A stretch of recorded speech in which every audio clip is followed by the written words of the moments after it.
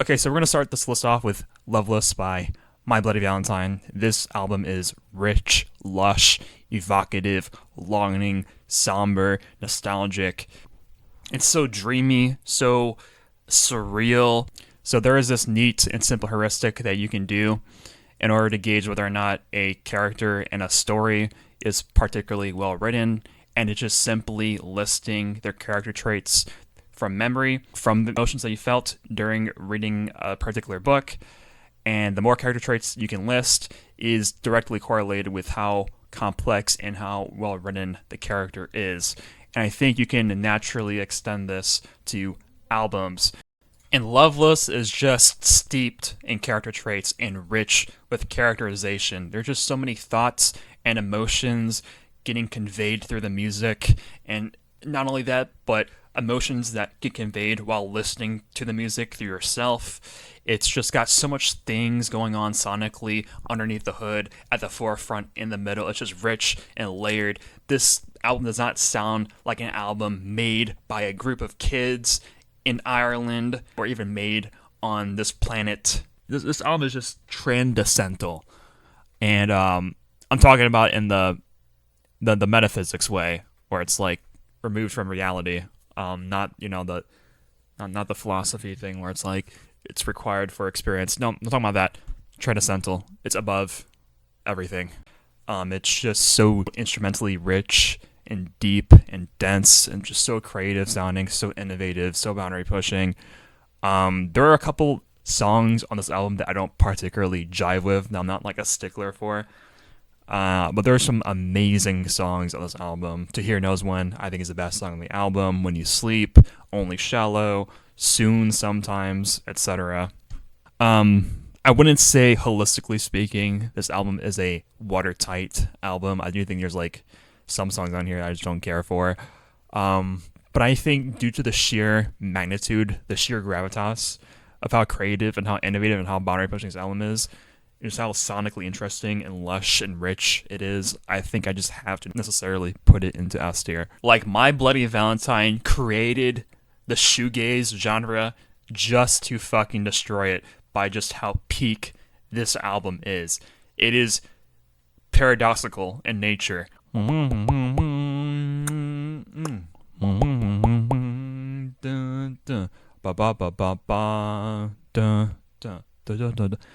So we'll do Blue Train by John Coltrane.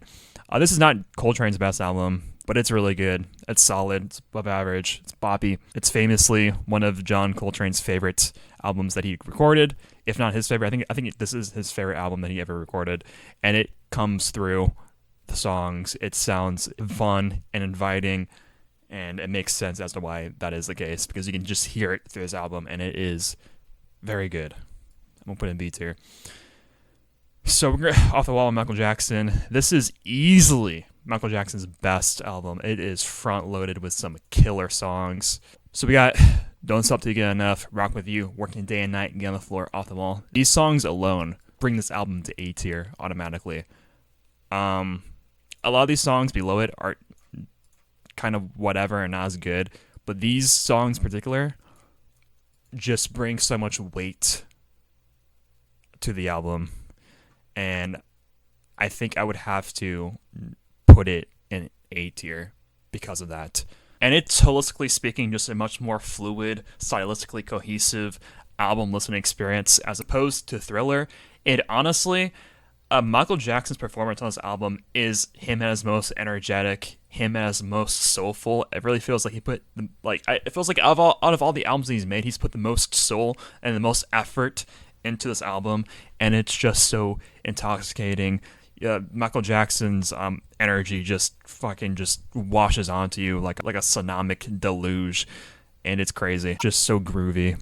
It is got some amazing rhythms on it. This album is so icy yet so warm at the same time, so textured and layered, and it's so crunchy, so plucky, so boppy, yet so smooth, glacially smooth. So I'm gonna put A. What should we do next? I'm gonna do Drux by Aphex Twin. I don't put it in S tier. This album is so huge and it is so creative on top of that. It's the most healthy mixture of creativity and an overwrought, bloated tracking list that I've ever seen in any album ever. Yeah, Aphex Twin does not. He fires on all cylinders on this album. This album is dense, and it does not hold back, and it's just an amazing, intoxicating, whiplash listen from front to back. I think, unironically, that this is his best album because of that. It just encapsulates Aphex Twin style and his sort of like creative direction, and it's just so emblematic of Aphex Twin as a person. So energetic, so somber, so erratic, yet so simple. Like, this album has so much verticality. This album traverses so many different soundscapes and so many different styles, so many different emotions, so many different genres. It's just not only instrumentally layered, but it is just compacted into this lace work that is uncatchable, just unthreadable by any other person, by any other electronic music producer. Aphex Twin is the only person who can create an album like this. This album is it's almost like a planet of electronic music, like all different cultures, all different types of electronic music, and just compacted into like a single, area, into like a single town. It's like crunching planet Earth into like a single house that, or like a single museum they can walk through to experience all the cultures, to experience all different moods and styles and stuff like that. This album has a lot of characterization, to be honest. It's got a lot of characterization. Also, the cover is amazing too. I'll put it S tier. I guess I could do Selected Ambient Works by Aphex Twin, which is it's pretty good. It's pretty good. Honestly, I think I'll put in. Is it better than Blue Train by Coltrane? From a purely subjective, personal perspective, I think I'll put an A tier. There's some amazing songs on this album. Pulse with X-Style / Crystal. We Are Music Makers, Green Calx. X-Style / Crystal is easily the best song on this album. Like, X-Style's beat is so boppy, so catchy, and it's just borderline hard as fuck. And it's juxtaposed by these looping, hypnotic, ethereal, lush female vocals that are drenched in this rainy, misty, sweet, liminal, futuristic atmosphere. The song is just like ecstasy in song format. You know those binaural beats where they're like trying to mimic brainwave patterns of drugs? I think if you listen to this song, you'll get the ecstasy brainwave pattern forming in your brain when it comes to that drug in particular, when it comes to like MDMA or some shit. It's crazy. And it is so forward-thinking, so ingenious for the time when it was made.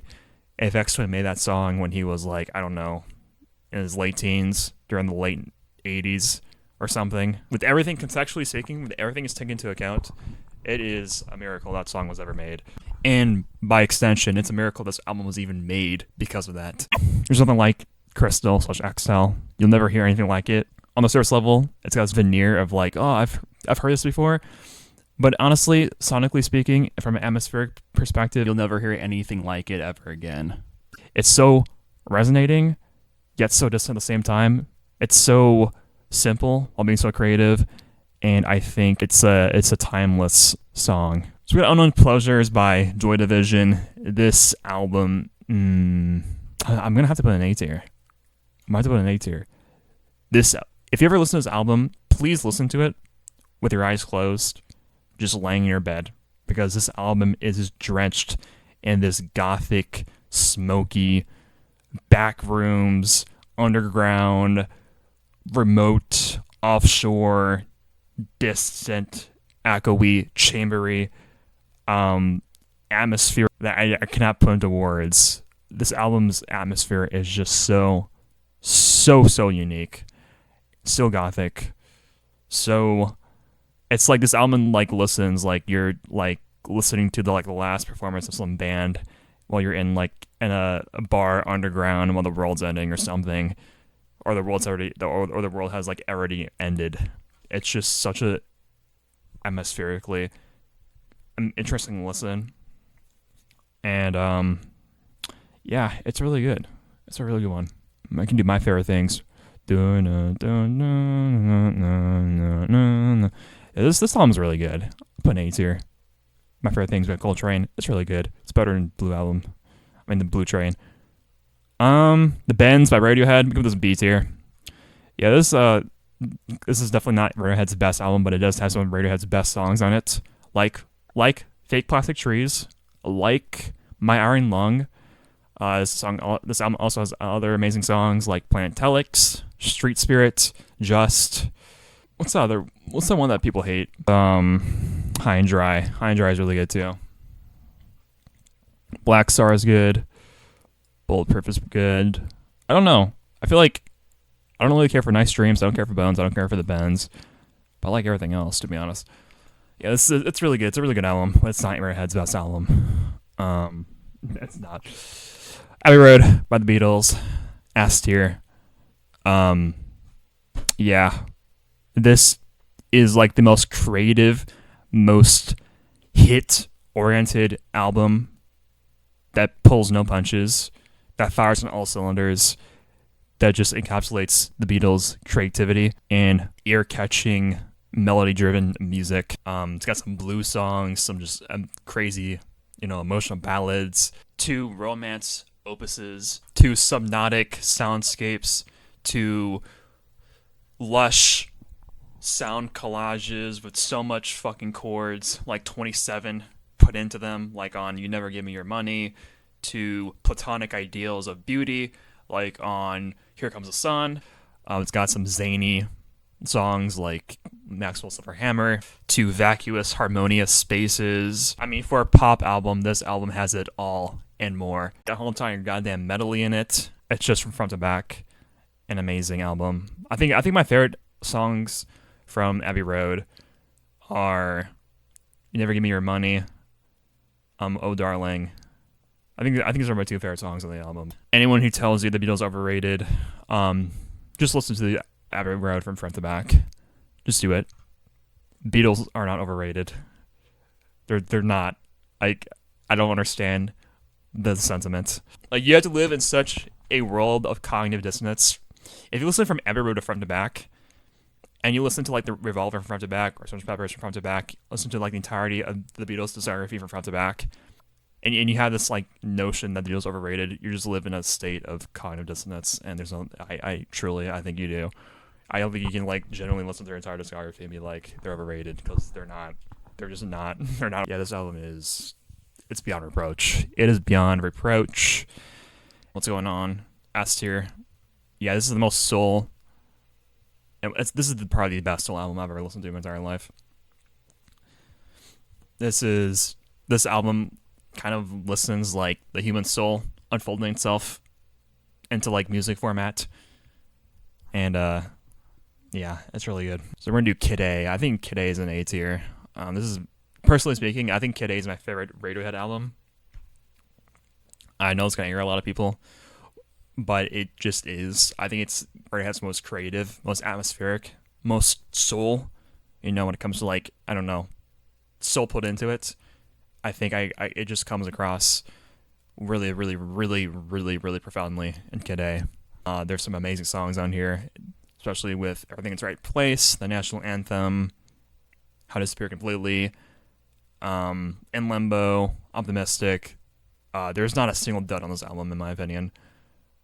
Yes, I even like the title track. I think the title track is pretty endearing, and I like it. If you don't like the title track, just listen to Kid A, the title track, while walking alone in the night, and you'll understand. It'll click.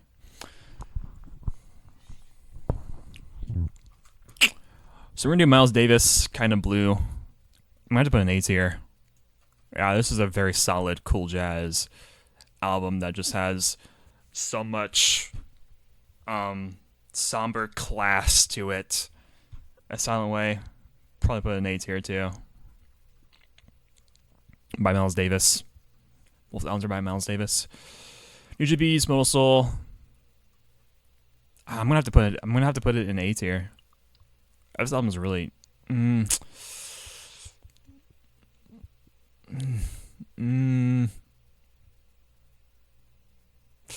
I'm gonna have to, dude. I'm gonna have to.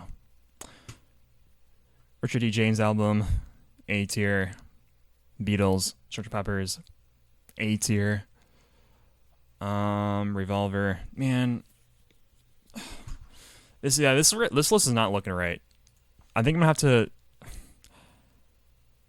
I'm gonna have to put. I'm gonna have to put I might have to put Most Soul in B tier. And put Slow Jamming Works in B tier. Okay, that looks more. That looks better. Because I do not think Moral Soul and Slow Jamming Works are the same level as these albums. I don't think so. I don't think so, no. I got Dope Throne, A tier. I'm gonna put high B tier, actually. I'm putting B tier. Revolver, A tier. Okay, Computer. Honestly, this is gonna annoy a lot of people, but honestly, OK Computer to me has lost a lot of its, I don't know, novelty, and it's just so overplayed. I'm so sick and tired. Honestly, I only listened to the 3 first songs of the album, which is Airbag, Paranoid Android, and Subterranean Homesick Alien. After that, I just don't care. I don't care for the Taurus. I don't care for Lucky. I do like the Climbing Up the Walls song. But yeah, I don't think it's Radiohead's best album, to be honest. So I'll put in B tier. And I think I'll put In Rainbows in A tier. Yeah, In Rainbows is better. It's a better album. So Introducing, this is pretty good. J Dilla Donuts, this is a really good album too. Fishman, B tier. Blade Runner by Vangelis, A tier. Cowboy Bebop soundtrack, put in A tier, to be honest. It's like tied with End of Evangelion for the best soundtrack of all time when it comes to anime. Maggot Brain, A tier. Metaphorical Music, B tier. Belvin's Trio, Debbie or whatever, it's pretty good. Is there anything that I would do differently with this? S-tier is looking pretty good.